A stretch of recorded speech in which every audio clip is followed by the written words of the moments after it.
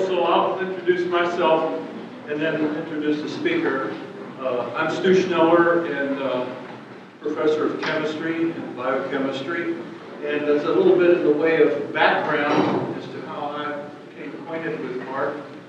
About a year ago, I decided, because I'd been teaching organic chemistry since I came to the department, and I thought maybe I could generate an Ibook primer for organic chemistry so that when the students came into, whether it's the first semester, the second semester, or the short organic, I would be able to provide them the background that I wanted them to have. I didn't want to make any assumptions, but I didn't want to reteach them. So I got the idea of getting involved with an Ibook or an EPUB primer. So that's sort of how I got started, and I've used it now a bit, and the students read it, and then I give them a quiz, which counts extra credit points after the first week that they've read it. So then I don't have to, I don't have to go back and define certain things.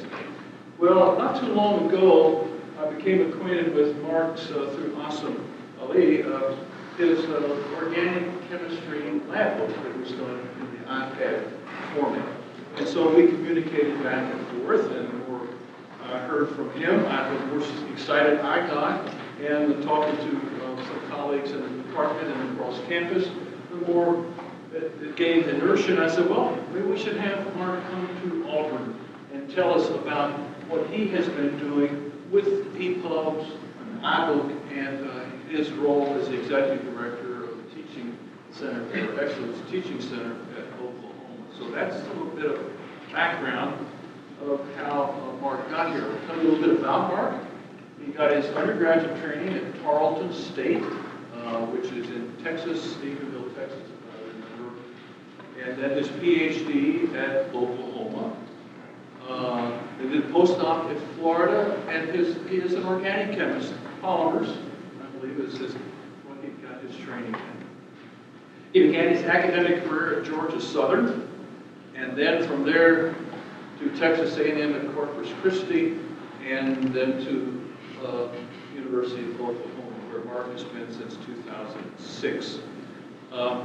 He is associate professor of chemistry there, and has continued until probably very recently his new appointment as this executive director that I'll mention, teaching the large organic chemistry classes. So he's been in the classroom and knows the students and what the students are like. And I think all of us will agree the students are changing dramatically in how you engage them today than maybe they were as recently as 10 years ago. I'm just going to read a little bit about what Mark's doing now that I think allows some connectivity with his presentation today. He's leading this One University digital initiative, and One University U, okay, One University digital initiative. So it's an initiative at Oklahoma University, University of Oklahoma. And part of the task is to make faculty aware of alternatives to save students money. Books, I mean, science books are off the graph now. We're looking at organic books, some of our colleagues the last couple of weeks. But at the same time, to allow faculty to tailor their classes for the way they want them to be. Now, when we get a textbook, and most of us like to stay close to the textbook so that the students can follow along and review that. But we find out after a while, maybe there's certain ways we can tailor our courses through this new electronic medium that's now coming about. And I think that's one of the many things that Mark is doing in his role as the director of OU Center for Teaching Excellence. And he will have, there's a number of other things he can talk to us about if we want to afterwards. Some open educational resources and technology integrated active learning. I think we're doing easel now, some of my colleagues. And so with all that said, but I also like to say that he has started their honors first year research experience for students within the Department of Chemistry and Biochemistry. And I went to a reception yesterday, I think some of you were there, for the honors faculty and talked to the new honors director. And this is exactly the same kind of thing I think she would be interested in, and I want to talk a little further about that, so how we can without further ado, you've heard enough from me. I know you're here to hear Mark Morvant. And the title of his talk is Digital Content to Engage Students, Organic Chemistry Laboratory, iBooks, and iPad in a large lecture course. So, Mark, we're glad to have you over. Look forward to your talk. Thank you. Thank you for the nice introduction. When we think about education and think about how we communicate from one generation to another, there's always been things that we've had to accommodate. Now you can say that what we are looking at recently is a little bit more dramatic. So one aspect to think about is communicating what we're doing and what we've learned in the research labs and what we are learning every day has always taken this kind of generational. But for those of you in my age range, most likely you had a bank book. And in that checkbook, that bank book, you wrote down every time you wrote a check. Okay? For the generation that's coming forward, I'd like you to ask some of them, there's a few in here, anybody below the age of 25 in the room that actually started out with a checkbook? 1, 2. How many did not ever have a checkbook? Okay. Not a lot. Okay? Bad example. I've got to always be careful when you do that in the classroom.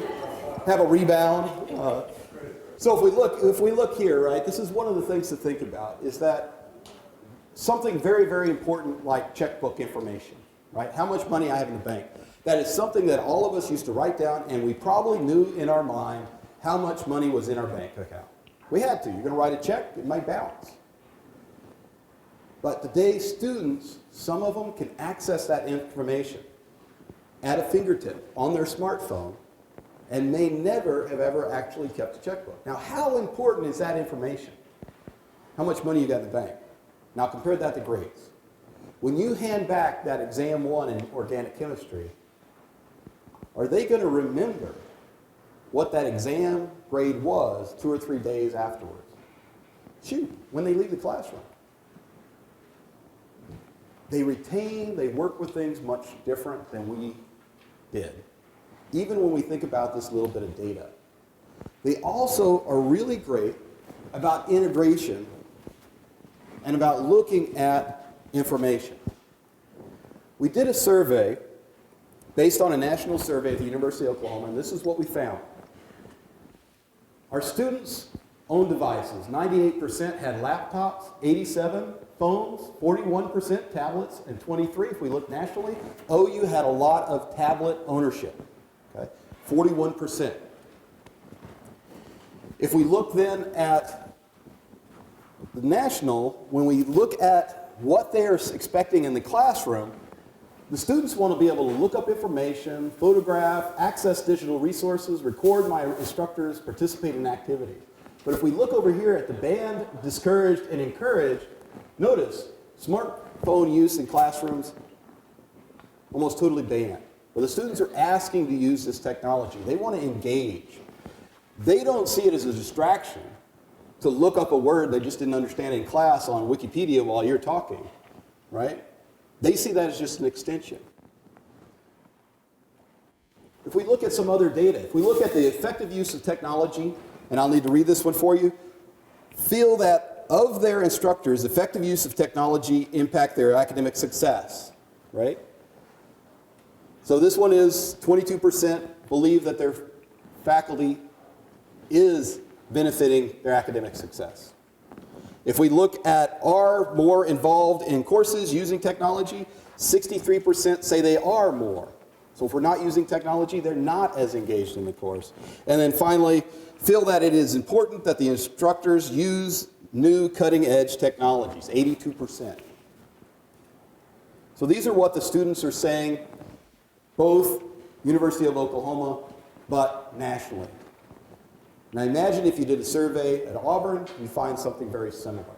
Maybe not as high tablet use, but you'd find what they want to do is engage. Often we see pictures and students are texting, and they're at a party. Over the last 3 years, I've come to believe that those students don't see that as disconnected.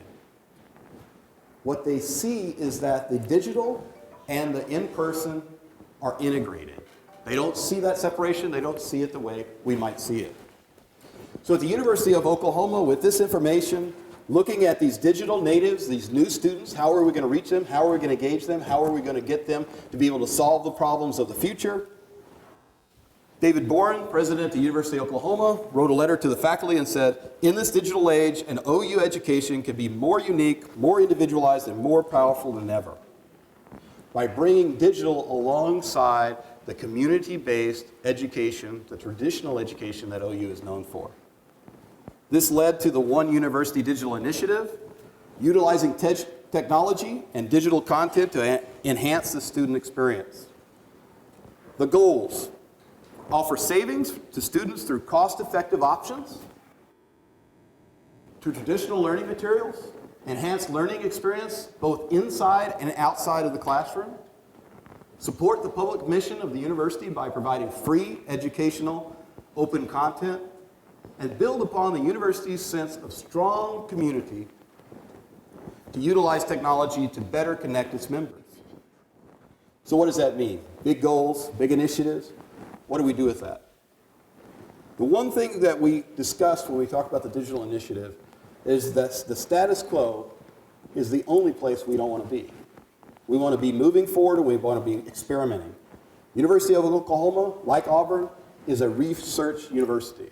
So therefore, we want to be experimenting in the future of learning. We want to be looking in the directions that we need to be looking in to see where the next path forward is. We've all done research in lab where it didn't go the way we wanted. But we don't stop experimenting. We just keep moving forward. Here are the things that we're doing with the One University Digital Initiative. Textbook alternatives. We use that as a broad term. That could be open educational resources. Two of the major providers of those is Connections and Merlot. Could be digital content, iBooks, and that's one of the main things I'll be talking about today. And OpenStax College. OpenStax College is from Connections. It provides full textbooks. They have the goal to provide all of the commodity textbooks for free that are used at universities. Besides these, you also have California that's going to, state-funded, provide 50 free textbooks, and British Columbia that's going to provide 40 free textbooks. iPads in the classroom. Don't forbid those devices, utilize those devices. Bring the information of the world into your classroom with iPads.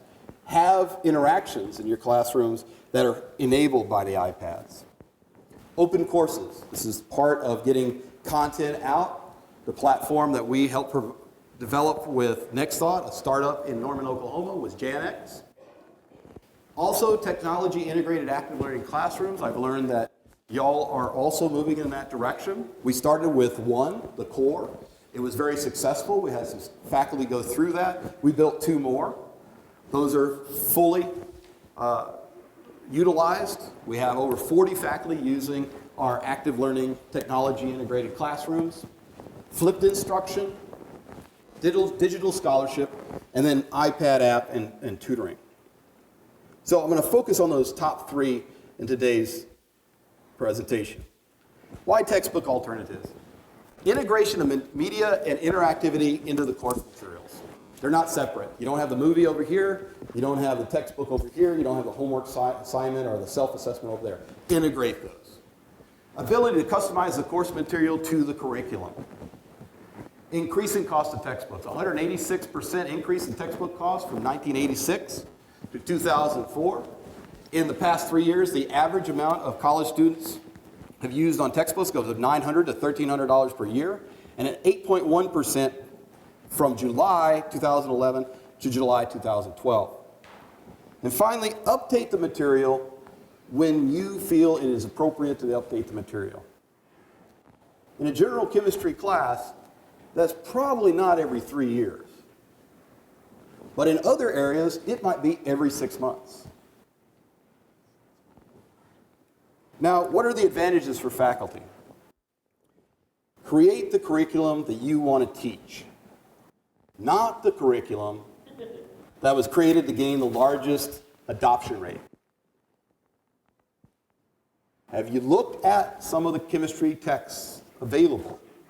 Are the chapter outlines that different?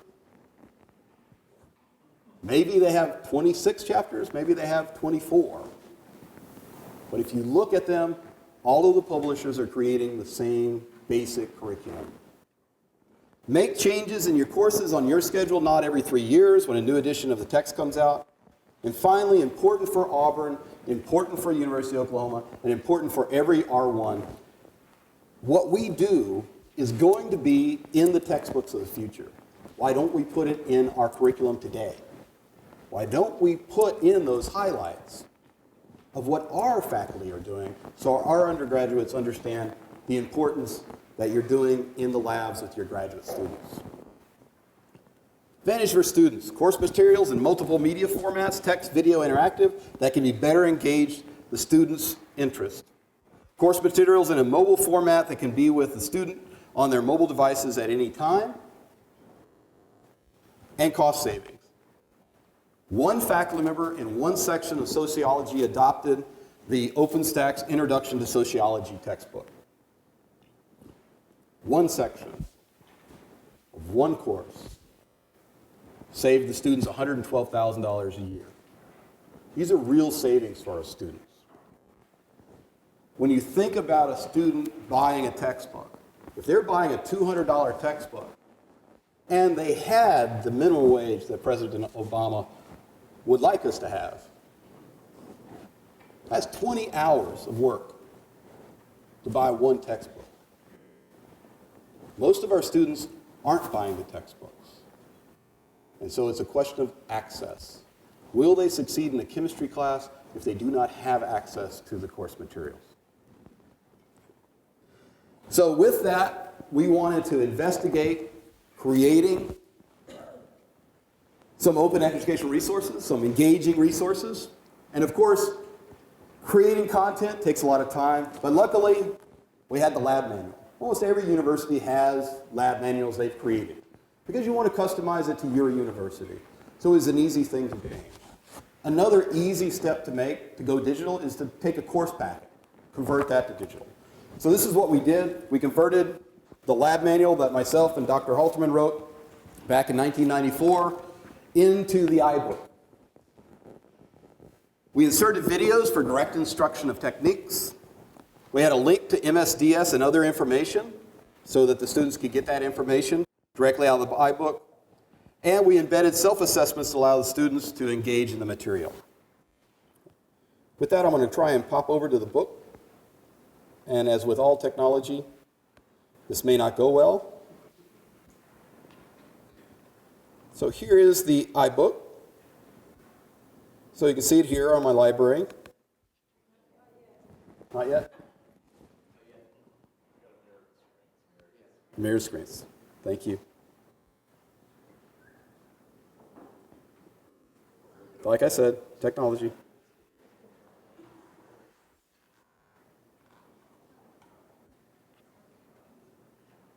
Is that good? Almost. We're almost there. Ah, there we go. So this is the iBook. This is chapter 7. If we go through chapter 7, you can see here it's a normal iBook, but instead of one image in a textbook, now we have a couple. We have the data tables. We have the MSD sheets. If I could get on the wireless, I could click that, and you can see that. You've got a little table here to fill in. We've got a video. The video is thin layer chromatography. I'll just play a little bit of it. It starts right in there. And the idea we had with these videos is the videos are very specific but general. We're not trying to show you how to do the entire lab. We're just trying to show you that small part of the lab. That part of the lab where a TA would normally have to get up in front of the class and demonstrate that. Well, that's direct instruction. These are just follow me type instructions. This isn't deep cognitive stuff. This is, here's the jar, here's how you put it in, here's the thing. It's straight, right? They can watch this in video. Now they can watch it on here before they get to class. We use the equipment we use. We put little warning symbols up to tell them, hey, this is where most students make all the mistakes, right? And it's in their iBook, right? Not wait till you get to class and I'll tell you what I meant by that sentence. Here, I'll show you what I meant by that sentence. We had pictures of the actual, what is it going to look like? Another video, and then some very simple, not very difficult, but some self-assessments. Hey, did you read the assignment?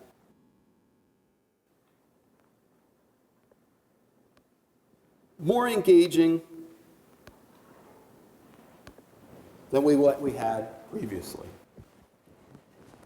The student feedback is very positive. They like the fact they can do that. And what does it mean pedagogically for me as an instructor? Now, instead of having to tell my TAs, you need to show them how to do crystallography, you need to show them how to put a column chromatography, I can have the TAs say, okay, what you're going to do this week is you need to talk to them about the polarity phenomenon and why compound A is going further and compound B is not. Or why, when you change the polarity of solvent, you don't actually change the direction of compound A and compound B, right? Deep thoughts. This, whenever we're looking at chemistry, these are the questions we want our students to be able to ask. Do we ask them on our final exam, where did you put the TLC plate in the jar? No. They had to do that to do the experiment, but we really wanted them to get to deeper stuff. That's, every time I show you one of these videos, every time you think about having an online video resource, that's what I want you to think about. What did we just free up in class now that I can get them to think deeper about their content? We didn't stop there. We went 2 other courses, physical chemistry and biochemistry. Now, the organic book, that was mine. Dr. Halterman graciously allowed us to create a free iBook. You can go download it for free on the iBook store. But we also wanted to do PChem. PChem had an assortment of papers that they used, but it wasn't really a manual. It had never been put together. And so we paid for a TA to do that, and he did it. He created an iBook. With the biochem laboratory manual, the TA and the faculty member did it without any resources from the Center for Teaching Excellence. All we did was when they got stuck, they gave us a call, we helped them out. These can be done without a lot of additional resources. Now the biochemistry one, we hired a VisCom student, one of OU's top-notch graphic design students, to help it make it look a little splashy. Yeah, we paid a film student, undergrad, to help us with the videos, right? But if you look at these other 2 books, and the biochem book will be in the iBook store soon, right? These were things that faculty and graduate students created on their own. The technology is to the point now that these can be done with basic computer skills. May not look as fancy as these, but getting it in there, it's like using word processor. One of the other things about open educational resources, and one of the things I did back in 2006 when I started at OU, was I podcasted my videos. And this is where I first saw the power of open. So I put all my lectures, podcasted them, anybody in the world could watch them for free, put them online. Within 2 years, I had 60,000 views. I only had 300, now that's a lot, 300 students a semester, that's a lot. But 300 a semester is not 6,000 students, 60,000 students. So 60,000 students were watching that content. So we created the iBook for the Organic Chemistry Lab Manual. We have about 600 students in the course a year. So far, we've had 480 students in the course. We had 1,389 downloads from over 30 countries. Here are the top countries. We got a whole class adoption in Japan, lots of students using it in Australia, not so many in France and Switzerland, but there may be a language barrier.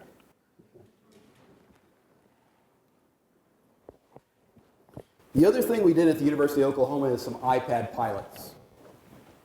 We wanted to see, is this really a paradigm shift? Can we do things in the classroom with iPads that we could not do without the iPads? Our biggest iPad pilot was in the Rainbow College of Education. All pre-service teachers received an iPad. The faculty received those iPads the semester before, and they developed their content around those so that the faculty could get comfortable. We did a rollout with over 300 iPads. The students took to it like you wouldn't believe. But most of those students are going to be going into the K-12 area where many school districts are doing full adoptions of iPads or tablets. Because in K-12, it makes a lot of sense because an iPad, for even $500, is going to be cheaper than the course materials for that student for 1 year. We also did an iPad pilot in our Action Center, that's our Student Learning Center. There we wanted to have a class set. So we got a faculty member that has 24 students, 30 students. We want to give them an opportunity to try that out. So we have a class set there. We've had several faculty take advantage of that. We did study abroad pilots, Brazil and Road to Rushka. Rushka was an artist that took pictures along Highway 66. So Highway 66 is close to Norman, Oklahoma. So students followed that and they used it for both their course materials, but also to collect information. An iPad has a camera, right? And they created an Ibook, in the case of the Brazil, as the output of that course. And then last fall, we did a new faculty boot camp. We gave the new faculty an iPad, told them you can have this for the semester. Let's see how it goes. And what we saw was that, yes, some of them used it for teaching. Most often what they used it for teaching was flexibility. Sometimes I can do it wirelessly and I could be out and walking around. I could hand it to somebody and say, please answer this question. Let's put it on the board. Sometimes it was an innovative app that they wanted to show in class. If you haven't seen Molecules on the iPad, you should look at it. So there were lots of potentials there. But the thing that was really surprising was how many came back and said, it changed the way I did research. It changed the way I communicated with my graduate students. It changed the way that I kept track of my literature review, or how I put my manuscript together, or how I networked with my fellow colleagues across the nation.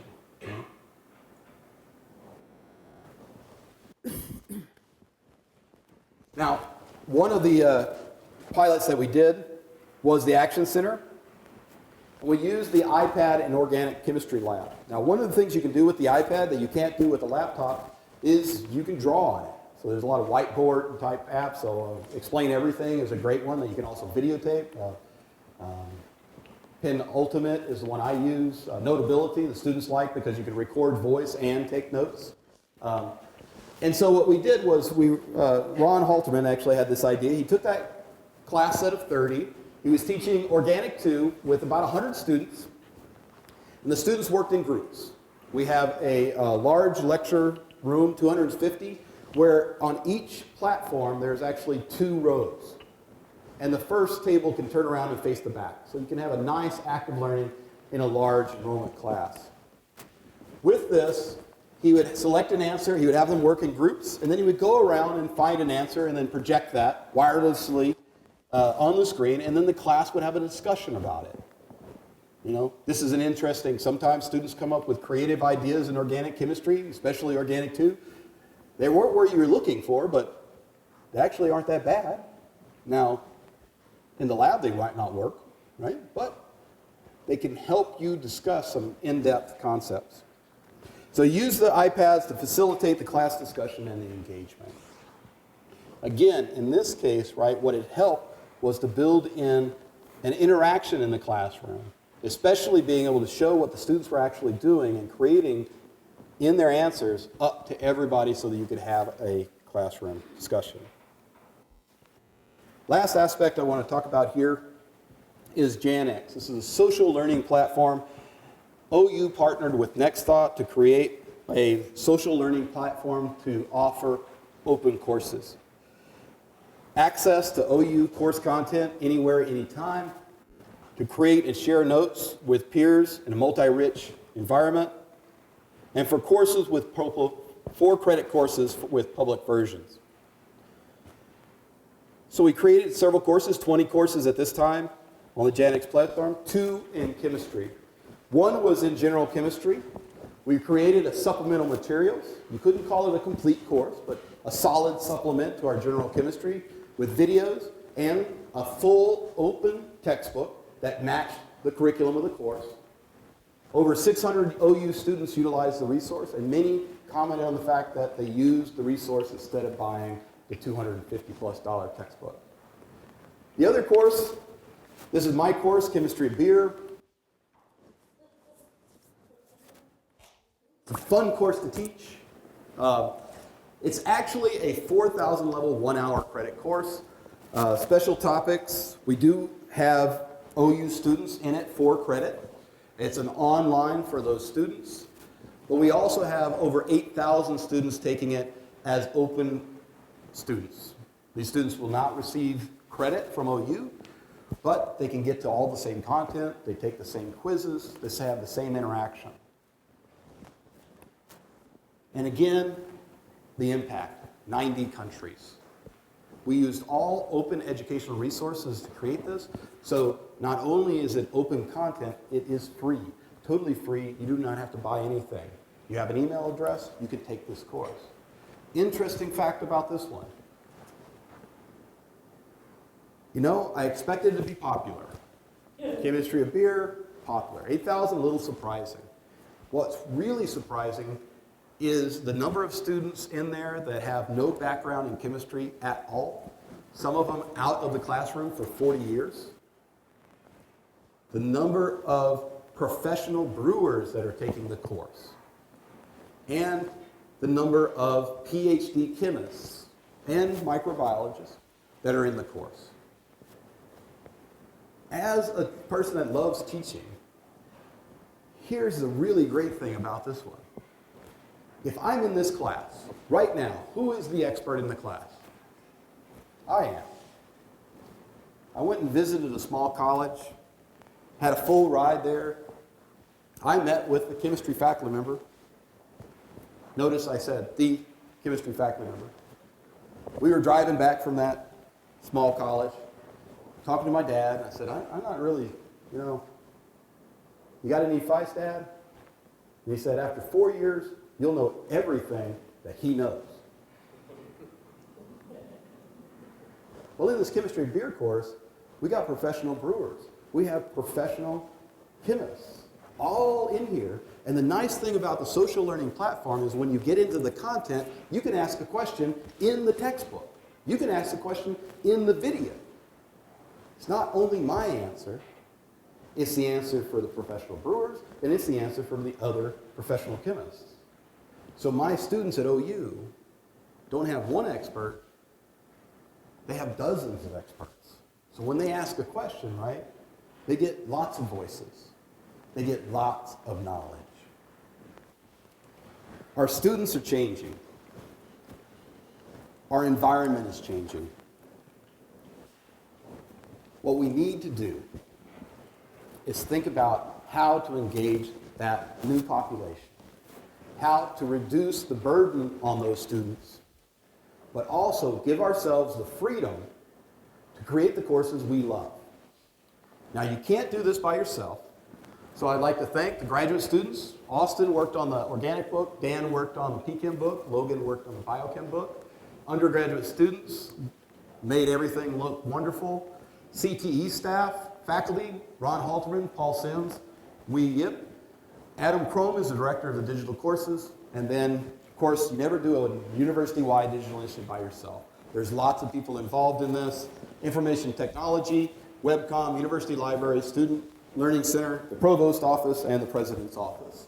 And, of course, Apple makes wonderful products. They got a great user interface. They're very stable. And Next Thought worked with us on creating the social learning platform, Janux. With that, I will stop and take any questions.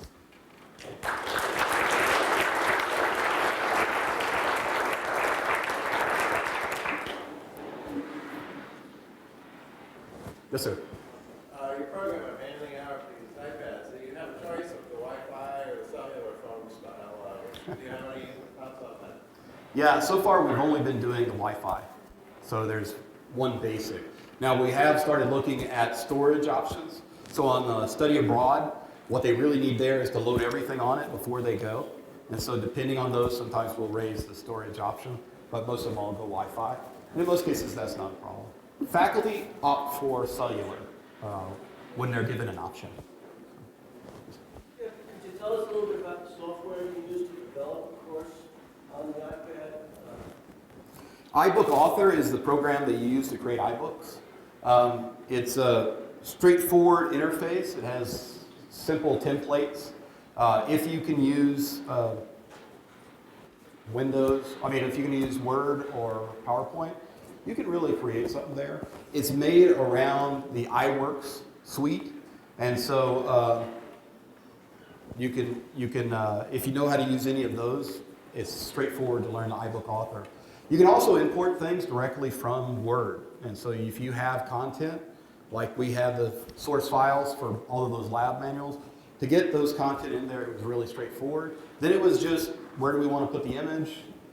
Which template do we think looks better? And then the assessments are widgets that you just select. I want to do a multiple choice. I want to do a carousel. They really are plug and play. It's very easy. We ran 36 faculty through iBooks training last spring, and we had another 40 do a long, extensive program from August until February this last year. It's very straightforward. It's the nice thing about the platform is, again, technology is becoming easier, creating videos. On the iPad, you can create a nice video with, you use Edu Creations, and the one that we recommend is Explain Everything, to create quick videos. So, especially in chemistry, sometimes you need to show them. And so you can talk on it and draw it, do the math problems right there and hit a button and email it to them. Or hit a button and put it on your learning management system. Yes, ma'am. Were you able to figure out if student performance increased or remained the same or something like that? Yeah. Just like We haven't finished any of those studies. So what we got from the students were a couple of things. Not all of our students have iPads. And so with the 3 different chemistry books, the PChem book and the Biochem book, those videos are mostly on YouTube. And so it's a little different interface when it's on YouTube. It's not as easy, slick as when it's in iBooks, but then everybody can get to it. With the iBook for the organic lab, the videos, we never closed the loop and put those on YouTube. So the students that had the PDF version didn't have the videos. So that was a negative. Most of the students that had the videos really thought the material was very helpful, and the TAs from last fall said that they appreciated it, but we haven't done any hard studies on the iBooks. On the iPad apps, mostly what we're looking there is for changes in workflow and changes in culture. And really we're looking more there for faculty than students. The students are already in the culture. Doing the iPad pilot with a class allows the faculty member the comfortability to know that everybody has that device. And then that allows the faculty member to actually modify and grow in that realm. We did do some work on some of the other projects. It's probably not that unusual if you're using a technology-enhanced active learning classroom and you don't have any training on active learning, you don't do very well. If you know active learning, you do really well. That wasn't, could have guessed that one. And we're still in the middle of doing the studies on the Janux open courses. Yes, sir. Do you have any difficulty in your bandwidth when you went to high definition videos? We did not, but we do have problems whenever, most universities by this point have really good coverage of Wi-Fi, but often what you may not have is density. If you didn't notice, whenever we did the OU survey, it actually turns out that our students have 2.4 devices in the classroom. So what we're building out currently is on every new build out, we're trying to go to 3 devices. So we need to get the density. Our larger classrooms and most of our recent builds, let's say over the last 2 years, have the density. And so the high definition is not a problem. Where high definition may be a problem is the iBook. If it gets over 2 gigabytes, that's really too much, right? So in some cases, we have another book that we just put all of the videos in iTunes U. That's a better repository for high definition video, but in the iBook, it just has links to that. And of course, on an iPad, that would be a seamless conversion. You click one, it takes you directly to the other app. You can go right back to where you were. But on the videos that we have in the iBooks, they're at the highest resolution that a Retina display iPad needs, but they're not really, really high res. But then again, you won't know that, right? So we brought the resolution a little bit back from where we shot it, but it is sufficient for a Retina display iPad. My question is directed towards the use of sophisticated demonstrations as well. Those, I would say, the one where we would be looking at those is actually Janux. Those were high quality videos, most of them long. In the case of the video course, you'd have a lot of traffic at one time, 8,000 people. We haven't had a big problem with that. If the person is in a location where, so like on campus, no problem, right? I can stream it from my office computer, I can stream it in class, no problem. We have had some problems with those demos, and I think this is something that we need to consider is the digital divide being bandwidth. So if somebody is in a rural area, if somebody goes home for the weekend and wants to view the content, they may have a problem there. So one of the nice things about iBook, if the videos can be put in, is that it takes it with them. So if they go home, they still have it. Another option to look at in the near future is something called common cartridge. So let's say you build out a course in your learning management system. A couple of the learning management systems are starting to build out their common cartridge. And there was a development at the Open Ed conference last fall where a coder built out an app to take that common cartridge and turn it into an ebook. So if somebody has to go home and doesn't have broadband but needs to do homework or needs to look at a video, they can download everything, put it in their tablet, go home, and they don't need the broadband. So there are some solutions for that. But on campus, we've never had any problems with the bandwidth of high quality video. Yes, sir.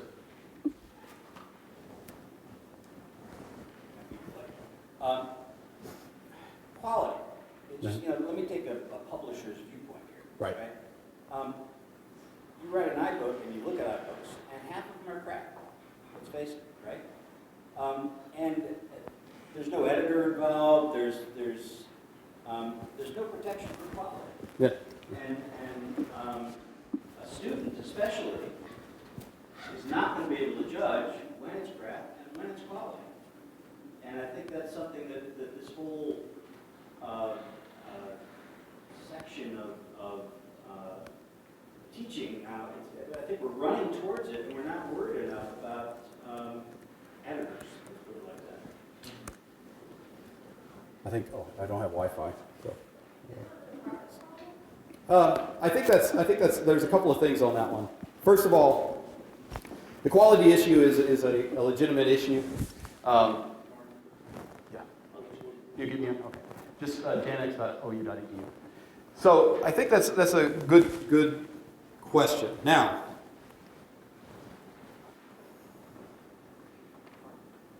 quality of the content versus access. Those are two separate questions, right?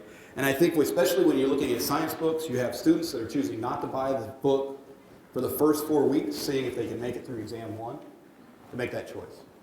But almost everybody's teaching a science course or a math course or any of those high-priced book courses knows that if you don't have the content day 1, you've already signed it. You're out. Right? So access versus quality. I think when you look at the quality, you've got a couple of things going on. First of all, OER is still at a very young age because, you want to get paid for what you do, right? And the open education resources up to, I'd say almost a year or two ago, weren't a full textbook. They were just pieces. I developed for this course and I put that on. If you just log, if you put in your math password there. My Mac? Okay.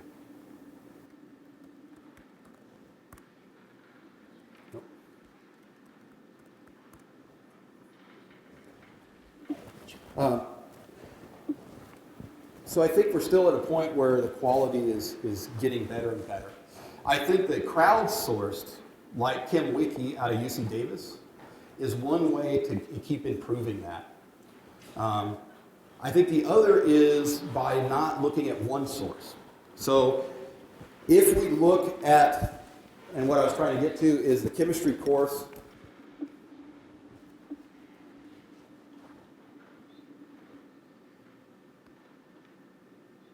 Wow, I've had 101 comments since I got on here last. So if we look at the content, there's another question of quality, which is when you have an editor and when you have an author, you will hear, again, that editor and that author.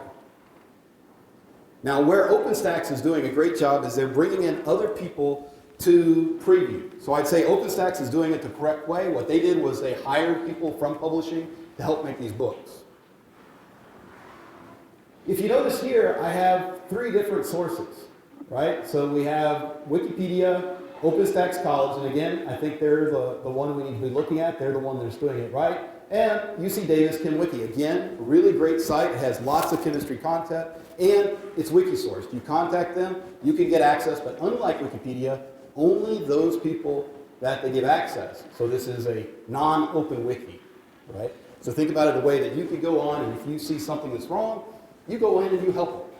You contact the faculty out of UC Davis, and send them an email, and you work on it. One of the comments that I got on this course, and so I'm going to validate what you were saying, is that what I perceive to be some of my older students, mainly from the way they wrote their comments, which is as a formal letter, versus text. That's how I try to tell the difference between the age groups. They didn't like the fact that it was mashed together. Well, the truth is, it is mashed together. I tried to contact some publishers to get content to put in here. No go. Not going to give you the content, not even the chapter. We'll give you 2 paragraphs, we'll give you 5 paragraphs, normal standard thing, right? So I spent all Christmas finding Wikipedia. When I polled the OU students, they didn't have a problem with it. But I think that's also generational. For them, going to different sources and finding information, they're perfectly comfortable with. Them hearing multiple voices is not a problem. Where it also has brought up a learning opportunity. Not a problem to them. That's in essence the problem. They're not in a position to judge. Is this good or is this bad? Well, I guess let's step back first. I didn't put anything on there that I didn't read first. Fine, but Okay. So therefore, there was a peer review process. And sadly, you can say that it was an argument against my own argument, which is I'm the only perfect expert to look at it. Would 8,000 people in the world be learning about alpha keto rearrangements for free if I didn't have that open educational resources?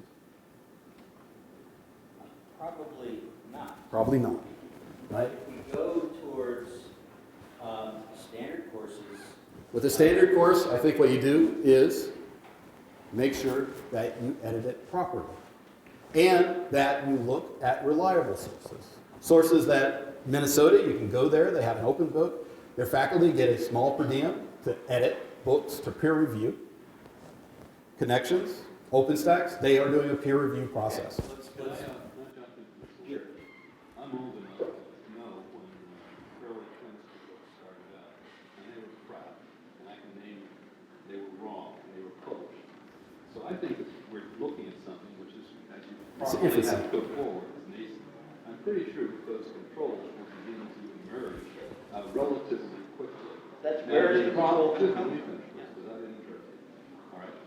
Now, what I think I do see, which is of great interest to me, is the cost issue that you have raised.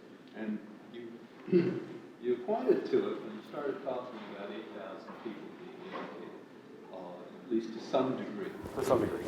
And what I have found is the critical point that has to be made is learning how to think more than what the actual fact is. I'm old enough to say that I thought that there were 2 allotropes for carbon for a long, long time. I rest my case. So with respect to what you're saying, yes, there is a problem that has to be addressed, but I believe that it will be addressed. Well, I'm trying to get to where are these control functions going to come from? The standard book, control function was. Yeah, I think we can talk about this a little bit more. California, UC British Columbia, and OpenStax all have those control issues in hand.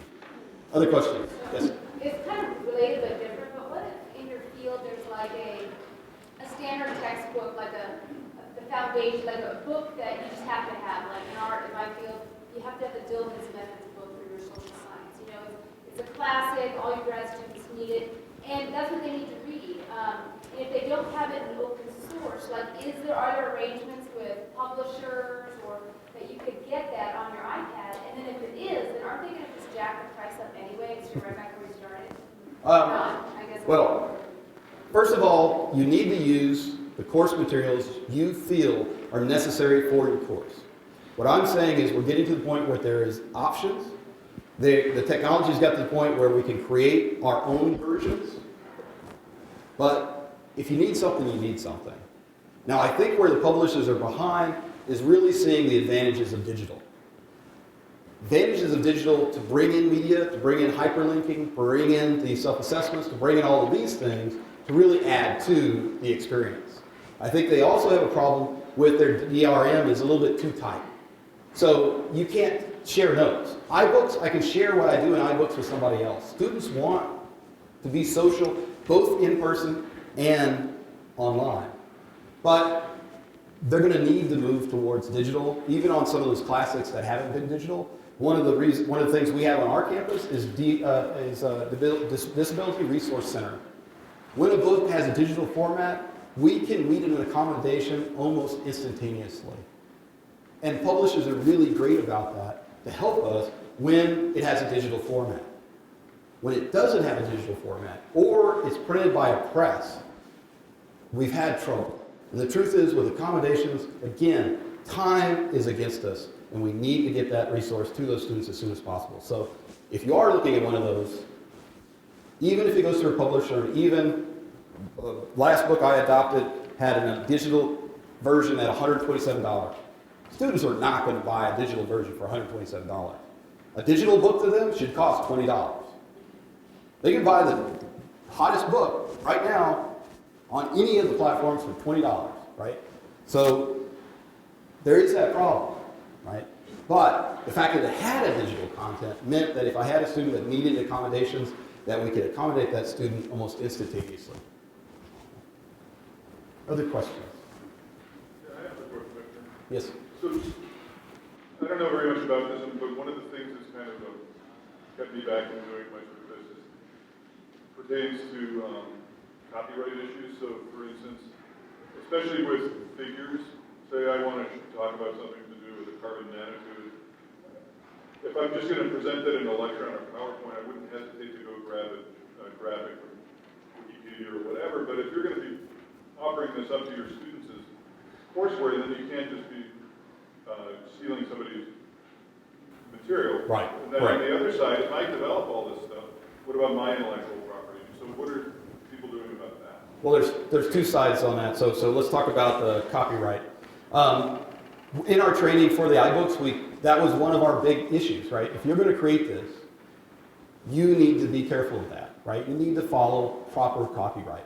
Turns out, your example of Wikipedia, you could have used that image. But you would have gone all the way back to the source image and make sure that whoever posted that image had given it the right copyright. Right, but I always tell my students that going to Wikipedia isn't research, and so I think it would be kind of cheesy to steal all my information from Wikipedia, right? So, But when trying to piece something together, it is nice. And again, you got to remember, you think it's cheesy, but they probably don't. And most of the research on Wikipedia says that it's pretty accurate. I think the other part is, you don't have to create the iBook for free. Now, why is our iBook free? We didn't have a one-to-one iPad. And at the time we did our iBook, they did not have the iBooks on Mac. Notice that I was on Mac and I used it. So it's something they brought out last fall. That helps a lot because we have Macs all over campus at OU, so anybody can access it. And pretty soon we'll have iPads that we will check out a library, so we'll have it. So now I could create an iBook and have it for sale, because on my campus there will be, in the very near future, the possibility that all students will have access. Now, it may have to come to campus. You may have to check out an iPad in the library, right? But they will all have access to that. And then at that point, right, there is a royalties and there's a standard contract with Apple. So, now, if you go with Connections or Merlot, you choose one. You choose a Creative Commons. Now, on Connections, they like you to use Creative Commons by. That means that anybody can reuse it, remix it, repurpose it, right? But on Merlot, you can pick whatever Creative Commons you would like. They want you to put a Creative Commons on it so you'll know, other people know how to use it. But you could create a CC BY, a CC BY non-commercial, a CC BY non-commercial, non-derivative. You know, some people do that. That turns out non-derivative is probably the one that's, or you could do the wiki one, which is most standard, which is BY, non-commercial, share alike. Which means whatever you create, you also have to share. So you can use my stuff, you can remix it, but you need to share it too. So there's multiple licenses in the Creative Commons that makes it easy for faculty to understand how to protect their material. In some cases, like journal articles, they're not called open educational resources, they're called open access. Because open access journals, you cannot change. They're restricted, right? So they're restricted, but you can access them for free. Yes, sir. So someone once told me that digital media is a poor substitute for hard copy. I tend to agree with that because I'm a pretty tech-savvy guy. I have an iPad, I have an iPhone, I have Macs and stuff, but I still print out papers to read them, right? And I was just wondering how you get past that, because even the students I have today, like in biochem or something, they'll have PowerPoints. They also have an iPad. But they'd rather print out the PowerPoint to read it. So how do we, people still want to have a paper copy to read. Yeah. Right? And it's easier to go through a textbook than it is to keep on tabbing and pressing on your iPad to get through the pages of the textbook. Again, experimentation and on the front cutting edge. That's what our ones are about, right? So is everybody comfortable to use an iPad for all of that? No. What we see with students is that they need to be able to take notes, right? And so whenever you have, if you don't have the ability to take notes, they're going to have to print it out, right? But that's becoming more and more common. There's more and more resources to do that. And I think it also is one of those things that knowing that there is an annotation, so if it's a PDF, your class lab notes, right, and they want to take notes of your PowerPoints, to know that they can import that, or if you put it up, not as a PowerPoint, but as a PDF, and they can import that into an annotation app, and they can write on it just like they would normally, and then they'll have access to that all the time. There's small cultural changes, right? There's small digital, but again, we're on the cutting edge, and you got to do what is your best learning method. Do you really think that the technology will get to that point? Like, for example, you use like Pen Ultimate. I use Pen Ultimate too, but I always have a problem with Pen Ultimate recognizing my palm instead of my stylus, right? So I just give up on using Pen Ultimate and print out the app. Well, we try it again in 2 or 3 years. My hand with the pencil. Right. So I mean, it's like one of those things, like, we spend millions of dollars trying to figure out a pen that writes in space, but then the Russians would use the pencil, right? Yeah, but our methods I'm just using that as an example. Right. It seems easier just to write it down with a pencil. yes. I have a question on one of the questions. The idea of this is to be able to have information, free information, and people can have access to that information, right? So when you are talking specifically about one brand, in this case, the I brand, you are helping them to build a product for them. So what is your what is the benefit that you have from them, first of all? Right. And second of all, what is going to happen for all those people that doesn't like Mac, for example, I don't like Mac? Okay. So good question. So he's asking, so what is What I'm telling you is that you are selling, okay, it's your work, but you are putting Ibook, right? A brand to do that. Yeah. Let me answer your question. So what is the? Thank you. So what is the? if I'm talking about open and open access, then why am I talking about iBooks? And then, you know, what are we getting out of it? Okay, all right. There's disruptive technology. And there's a few companies that are really good at making disruptive technology.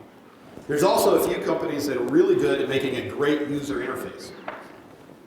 Google, you can go and whatever the new Google thing is online, you know how to use it. You don't have to, somebody doesn't have to train you. Apple is very, very similar. Once you learn one Apple product, moving from Pages to Numbers to iBook Author is not that difficult. It's also a stable platform. The iPad is a stable platform. If anybody in here has iOS 7, I know that all the iOS 7 is the same. I can't. And as the Executive Director for Center Teaching Excellence, we try to do training on Android. There are multiple versions. I cannot do training on Android because I don't know which version you have. But if you've got an iOS device, I know which version you have. So therefore, there's a couple of things that make Apple the place to start. It's easy to train on. It's easy to train a faculty member that's been teaching for 20 years how to convert their course notes into an iBook. It's a stable platform for them to do that. And if that faculty member will choose to set that as a free, we can also distribute that as a PDF. Now, is that the solution that my center will be trading on 2-3 years from now when other companies develop, again, nice, solid user interfaces? Probably not. Will we always be looking at those disruptive technologies like Google, like Apple, to see what other people are going to design? Yes. So what I'd say is, right now, Apple is doing a really good job. Other people will be doing it soon. Okay? Google does a good job, but they haven't made something like iBook Author. I wouldn't doubt that they'll have it soon, and it'll be cloud-based, and it'll be device agnostic. Well, if I were about to buy a computer, just for your speech, right now I would be in love with Apple because they are doing pretty good things. So why not just to do a Java application that's going over any platform? I think somebody would write the Java application to work on any platform, then we can do it. Well, there is a program called Blender in Unix. And Oh, yeah. We looked at that one. Yeah. and you can just put your file in your website. Like that. We're also, one of the other things that we're doing, we haven't started on, we're going to be looking at web-based. Now that one, again, I come back to trainability. That one, for somebody that's tech savvy, is not that hard to use. It's not something I can train on quickly. There's several other applications where if I had a week, 2 weeks, I could, but 6 hours? No. We're training on iBooks Author in less than 6 hours. And that includes talking about digital content. That includes talking about a whole hour and a half on Creative Commons licensing and copyright, right? So the one you're talking about is a trainability issue. Faculty are not going to spend 2 weeks learning to use something, and most aren't tech savvy enough to learn something like that. Now, that interface is going to get better, and one day I'll be able to train on that type of application. Yes.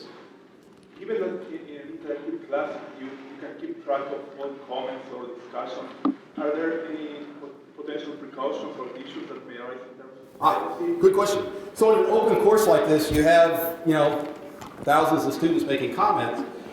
Any student can report any comment. The interesting thing is we almost see none of that. The first week there was a little bit of complaining because it was the first week, and with every new technology, there's a hiccup. I heard you might have had a little hiccup with Canvas, right? So there's a little hiccup, right? And so there were some comments, about that hiccup. But after that, I haven't seen anything. We have a course on evolution. We have a course on fracking. In there, we're not seeing any disruptive, non-civil comments. So they're taking it very seriously. My students get upset. My open students get upset when they don't get a good grade on the quiz. They're taking the courses seriously. They're helping each other. It's a community. It's nice. I haven't seen that, but there are precautions to that. Both the technology company will search for those things. They have a filter system.